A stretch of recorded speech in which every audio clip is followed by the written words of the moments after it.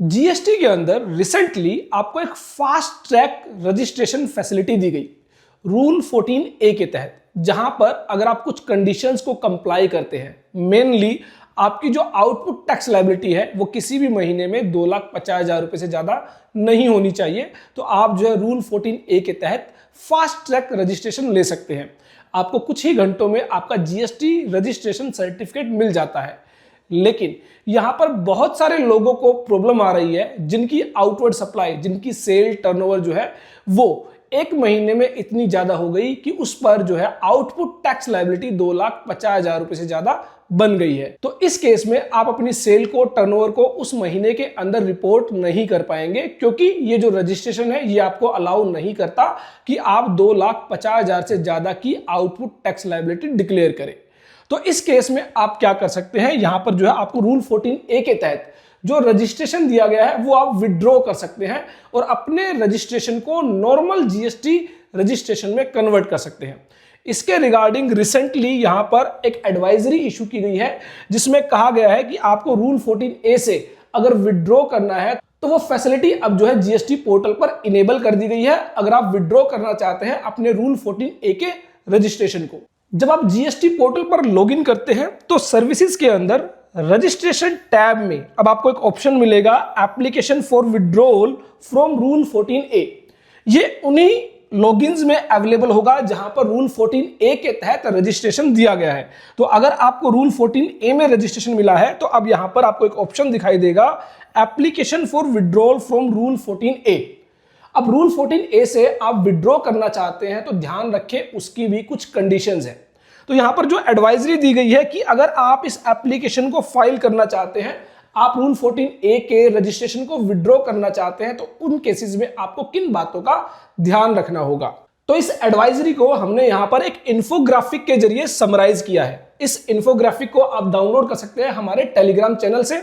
अब अगर हम बात करें सबसे पहले हु इज एलिजिबल कि रूल 14A से विड्रॉ कौन कर सकता है, तो सबसे पहली बात, जो भी लोग जिन्होंने रूल 14A में रजिस्ट्रेशन लिया है और एक्टिव टैक्स पेयर है वही लोग रूल 14A से क्या कर सकते हैं, विड्रॉ कर सकते हैं।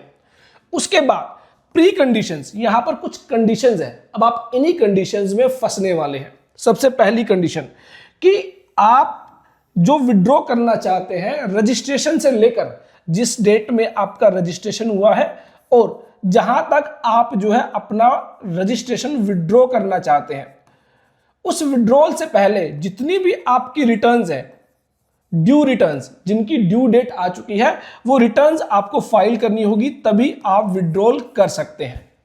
सेकेंडली, अगर आप 1 अप्रैल 2026 से पहले विड्रॉ कर रहे हैं तो ऐसे में आपको एटलीस्ट 3 महीने की रिटर्न फाइल करनी होगी, तभी आप जो है अपना रूल 14A का रजिस्ट्रेशन विड्रॉ कर सकते हैं। थर्ड, अगर आप 1 अप्रैल 2026 के बाद विड्रॉ करेंगे तो ऐसे में यहां पर कम से कम एक टैक्स पीरियड जो है आपको अपनी रिटर्न फाइल करनी होगी। अगर आप मंथली है तो 1 महीने की, और अगर आप क्वार्टरली है तो 1 क्वार्टर की रिटर्न आप फाइल करेंगे, तभी आप विड्रॉल कर पाएंगे। उसके बाद कैसे विड्रॉ करना है ये ऑलरेडी मैं आपको दिखा चुका हूं। सर्विसेज में रजिस्ट्रेशन टैब में आपको जो है अब एक ऑप्शन मिलेगा withdrawal for registration under rule 14A, पर यह सिर्फ उन्हीं लोगों के लिए अवेलेबल होगा जिन्होंने रूल 14A में रजिस्ट्रेशन लिया है।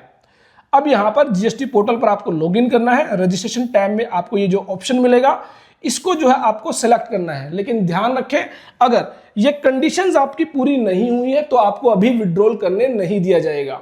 उसके बाद जब आप अप्लाई करेंगे तो पहले 15 दिन के लिए आपको टाइम मिलता है अपनी एप्लीकेशन को सबमिट करने का। जब तक आपकी एप्लीकेशन सबमिट नहीं होगी ये ड्राफ्ट मोड में अवेलेबल होगी और यहां पर 15 दिन के अंदर इसको आपको सबमिट करना होगा। उसके बाद जब आप इसको सबमिट करते हैं तो आपको जो है आधार ऑथेंटिकेशन के लिए चूज करना होगा कि अब जो है आप आधार ऑथेंटिकेशन प्रोसेस को कंप्लीट करेंगे। उसके लिए भी आपको 15 दिन का टाइम दिया गया है। अगर आपने 15 दिन के अंदर अपना ऑथेंटिकेशन प्रोसेस कंप्लीट नहीं किया तो ऐसे में आपकी जो एप्लीकेशन है ये रिजेक्ट हो जाएगी। अब जो आधार ऑथेंटिकेशन प्रोसेस है, अगेन ओटीपी बेस्ड या फिर बायोमेट्रिक वेरिफिकेशन, तो ये जो सिस्टम है वो आपकी प्रोफाइल के बेस पर जो है यह बताएगा कि आपको ओटीपी बेस्ड या फिर बायोमेट्रिक वेरिफिकेशन के जरिए जो है अपनी आधार ऑथेंटिकेशन प्रोसेस कंप्लीट करनी होगी। उसके बाद जो प्राइमरी ऑथोराइज सिग्नेटरी है उसको यह वेरिफिकेशन प्रोसेस कंप्लीट करनी होगी। साथ ही अगर कोई पार्टनरशिप फर्म है या फिर कोई कंपनी है तो उस केस में कम से कम एटलीस्ट 1 पार्टनर 1 प्रोमोटर जो है उसको भी जो अपनी आधार ऑथेंटिकेशन प्रोसेस है वो कंप्लीट करनी होगी।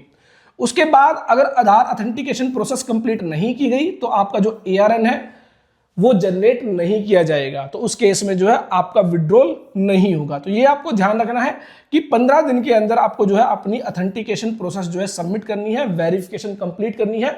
और जब आपकी ये प्रोसेस कंप्लीट होगी तो उसके बाद जो है आपको GST REG 33 के तहत एक ऑर्डर मिलेगा कि अब जो है आपका विड्रॉल है वो कंप्लीट हो चुका है। अब जिस महीने में, जिस डेट में आपको यह REG 33 ऑर्डर मिलेगा उससे अगले महीने से जो है आप as a normal regular tax payer अपनी रिटर्न फाइल कर पाएंगे, जहां पर जो है आप 2.5 लाख रुपए से ज्यादा की अपनी जो लायबिलिटी है वो डिक्लेयर कर पाएंगे। तो ये कंप्लीट प्रोसेस है जो नई एडवाइजरी इशू की गई है। इस एडवाइजरी के जरिए आपने जो फास्ट ट्रैक रजिस्ट्रेशन लिया है उससे आप विड्रॉ करना चाहते हैं तो वो आप विड्रॉ कर पाएंगे। कंप्लीट प्रोसेस यहां पर आपको जो है बता दिया गया है। फिर भी अगर आपको कोई प्रॉब्लम आती है तो कमेंट बॉक्स में जरूर टाइप कीजिएगा। और अगर आप अपडेटेड रहना चाहते हैं GST, income tax, TDS, ESIC, EPF से तो देखते रहिए, लाइक करते रहिए हमारे YouTube channel all about taxes.